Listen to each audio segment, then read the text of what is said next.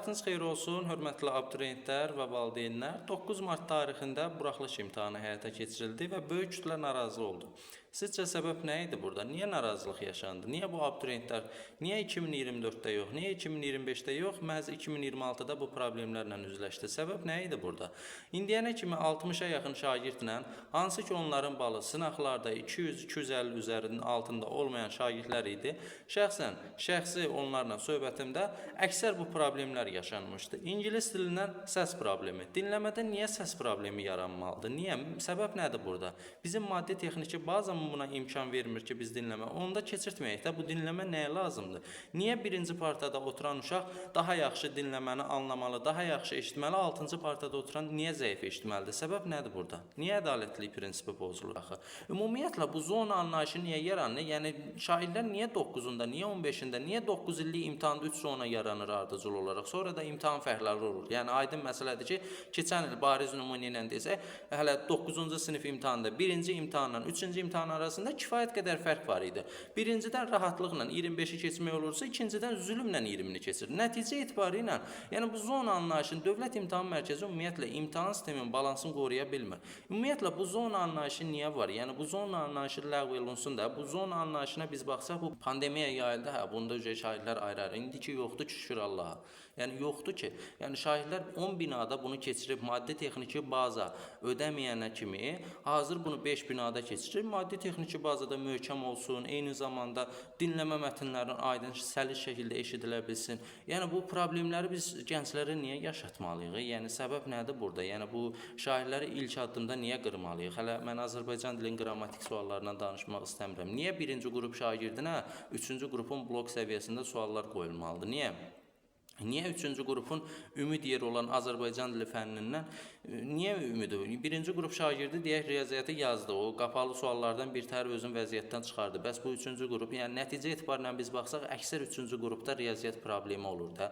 Yəni bu Azərbaycan dilindən biz bunları niyə qırırıq? Yəni ümumi nəticələrə baxsaq, ümumiyyətlə 2020-dən bu yana əksər şagirdlərdə ingilis dili riyaziyyat 100 gəlir, amma Azərbaycan dili heç vaxt 100 gəlmir. Səbəb nədir? 10 açıq, 10 əlyazma işi var. Ümumiyyətlə bu əlyazma işinin olmasının səbəbi nədir? Yəni Təhsil Nazirliyi deyək ki, işə qəbul imtahanı həyata keçirilir. Orada əlyazma imtahanı varmı? Orada açıq sual varmı? Yəni Dövlət İmtahan Mərkəzi bəs niyə abituriyent? Bəlkə xəttlərini düzəltməyə çalışırsınız mətndə. Ümumilikdə 10 sual 50 bala əhatə edir 2 mətndə. Niyə? Yəni bu şahidləri bu 50 balla niyə sıxışdırırıq? Hələ bu vaxt çərçivəsindən danışmıram. Bir 30 dəqiqə, 35 dəqiqə cavab kartının kodlaşdırılmasından hələ mən danışmıram.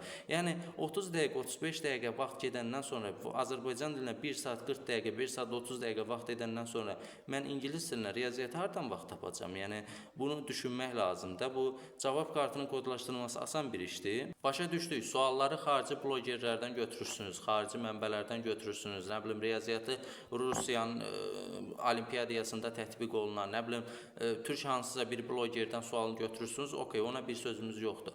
Amma Dövlət İmtahan Mərkəzi niyə bu sürprizlə gəlir? Yəni 2024-25-ci il şagird tələbələrindən 2026-cı il tələbələrin fərqləndirilməsində səbəb nədir? Yəni bu da 2023-cü il tələbələrin göz yaşlı qoymağınızdır. Yəni niyə? Səbəb nədir burada? Niyə 2024-25-ci illərdə imtahanlar asan, hansı ki 53 bal, üzr istəyirəm, 53 nəfər 300 bal, 43-44 nəfər ikinci imtahanda 2025-ci ildə 300 bal topladı? Niyə? Yəni bu 300 bal sözsüz ki 2026-cı ildə səviyyəsi aşağı düşəcək və Dövlət İmtahan Mərkəzi yenə də inkar edəcək ki, imtahanlar eyni səviyyədə qorunur. Başa düşdük, gənclər inkişaf edir, müəllimlər inkişaf edir, suallar hər il başa düşürəm, çətinləşdirilməlidir.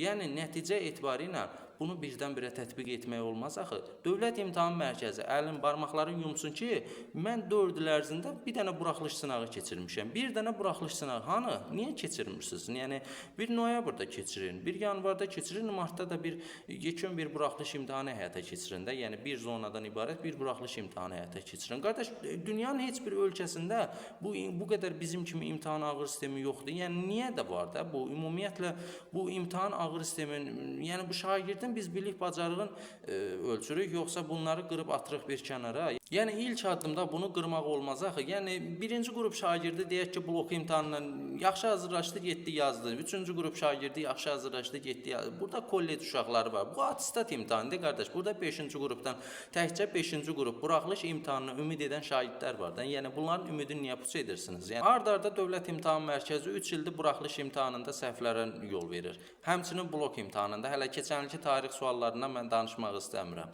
Bu 2024-25-ci illərdə ard-arda asan imtahanlar 2026-cı ildə nədir? Yəni 2025-2024-ün şagirdindən 2026-nı fərqləndirən nədir? Yəni niyə bu proqram ağırlaşmır? Elə etsə bir sınaq keçirərdiniz də. Heç olmasa bir dənə buraxılış imtahanından bir sınaq keçirərdiniz də, bir nümunə.